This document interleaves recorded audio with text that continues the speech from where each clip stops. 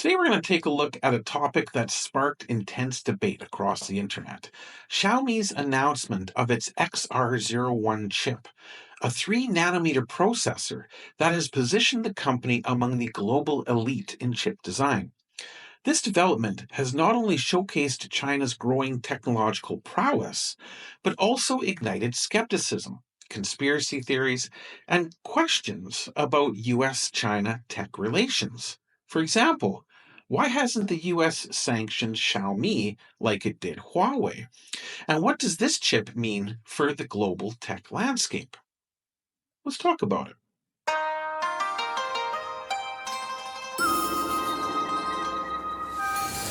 大家好，我是 Suran 在中国. Hey everyone, it's Suran in China. How y'all doing today? I hope you're having a lovely day. I'm having a great day over here in China, and it's getting better all the time thanks to my great viewers supporting the channel either through the links below or just simply remembering to hit that subscribe button. And if you like the content I'm making, throw me a thumbs up. That's all it takes to help the YouTube algorithm to find my videos and share them with more people. But hey, let's get on to today's topic because it is an interesting one. First, let's talk about the XR01 chip itself. Xiaomi's new processor is a significant achievement. It features a 10 core architecture with a configuration of 2 high performance cores, 4 mid tier cores, and 2 efficiency cores, plus an additional 2 cores optimized for specific tasks. Built on TSMC's second generation 3 nanometer process, known as N3E, the XR01 marks Xiaomi as the fourth company worldwide to release a 3 nanometer chip, joining the ranks of industry giants like Apple, Qualcomm, and MediaTek. In benchmark tests, the XR01 significantly outperforms MediaTek's Dimensity 9400, but falls just short of Qualcomm's Snapdragon 8 Generation 4. This places Xiaomi in a world class performance tier, a remarkable feat for a company not traditionally known for chip design. You'd think that such an achievement would be celebrated, especially in China, where state media like CCTV, China Central Television, praised Xiaomi's breakthrough. After all, a Chinese company rejoining the elite chip design club is a milestone worth celebrating. But the reaction online has been anything but celebratory. Chinese internet users have unleashed a wave of skepticism, mockery, and even outright hostility towards Xiaomi. Some question about how Xiaomi's chip design team seemingly emerged from nowhere and could master 3 nanometer technology so quickly, a process that took other companies decades. Others have floated conspiracy theories suggesting that Qualcomm or MediaTek might be secretly supplying chips to Xiaomi, rebranding as domestic products to evade US technology restrictions or Chinese government scrutiny. And yet another theory claims that the West strategically eases tech restrictions whenever Chinese companies make breakthroughs, aiming to specifically disrupt firms like Huawei or SMIC.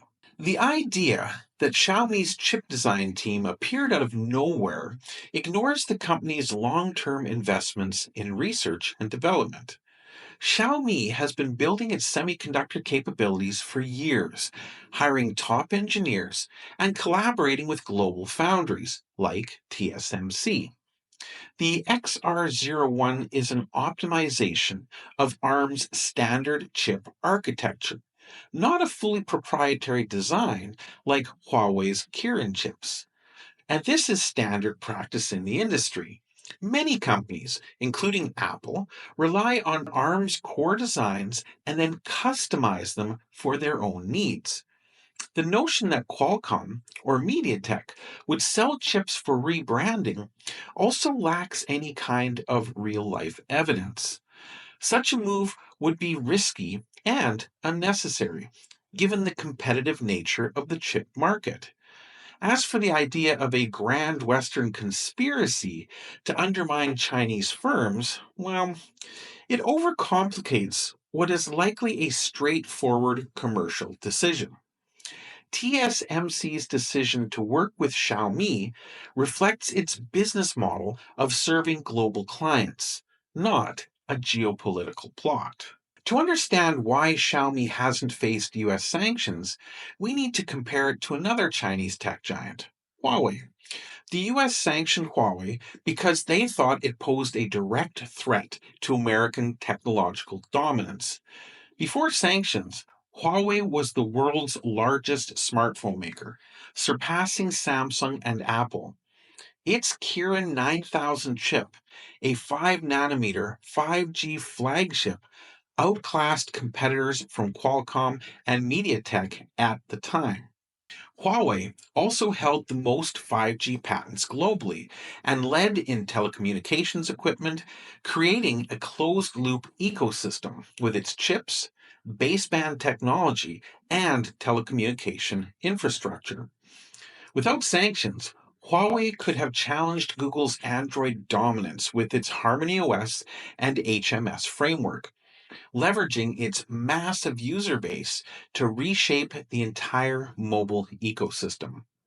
It was also making strides in AI, cloud services, and smart vehicles, potentially rivaling NVIDIA in AI computing clusters. Xiaomi, by contrast, operates on a different scale. The XR01, while impressive, relies on ARM's standard designs and external baseband solutions from companies like MediaTek, Qualcomm, or Unisoc. It lacks the proprietary ecosystem Huawei built, making it less threatening to US giants like Apple, Google, or Qualcomm. Xiaomi's focus on mid to low end markets further reduced its competitive threat to Apple's premium segment.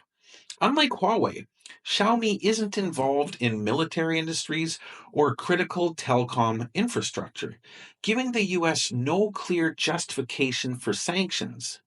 Lenovo, another Chinese tech company, offers a similar example. Lenovo is primarily an assembly driven business with limited proprietary technology, posing no significant threat to US interests and thus avoiding US sanctions. The broader US China tech race provides crucial context. Over the past 7 years, this competition has evolved from China's defensive posture to a phase of moderate counterattacks. China has made significant strides in 7 nanometer chip production, with 5 nanometer processes expected by the end of 2025. Breakthroughs in photovoltaics, electric vehicles, drones, robotics, and large scale AI models have bolstered China's industrial strength.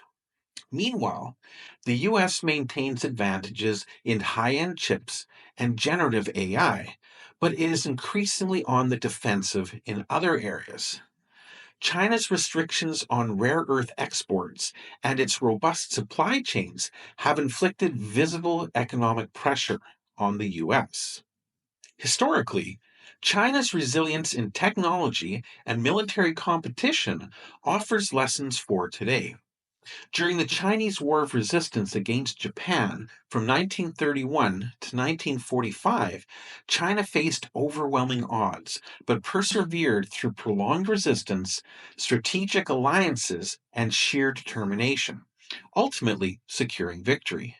In the Korean War, China clashed directly with the US, enduring heavy losses but forcing a stalemate at the 38th parallel. These examples remind us that competing with a resilient power like the US requires patience and strategic focus, not quick victories. So, what does Xiaomi's XR01 mean for China's tech ambitions? While it may not match Huawei's groundbreaking innovations, it's a vital step forward. The XR01 has given thousands of Xiaomi engineers hands on experience with cutting edge chip architectures, EDA software, and TSMC's foundry services. This expertise strengthens China's domestic tech ecosystem and fosters talent development. Today, over half of global AI talent and a significant portion of chip design talent are Chinese. To maintain this momentum, China must adopt an open and inclusive mindset, encouraging enterprises to collaborate globally while building domestic capabilities. We should all view Xiaomi's achievements not with skepticism, but with optimism. Technological competition is ultimately about talent and innovation, not conspiracy theories or blind nationalism. Xiaomi, like Huawei, is part of China's technological backbone, and both deserve support.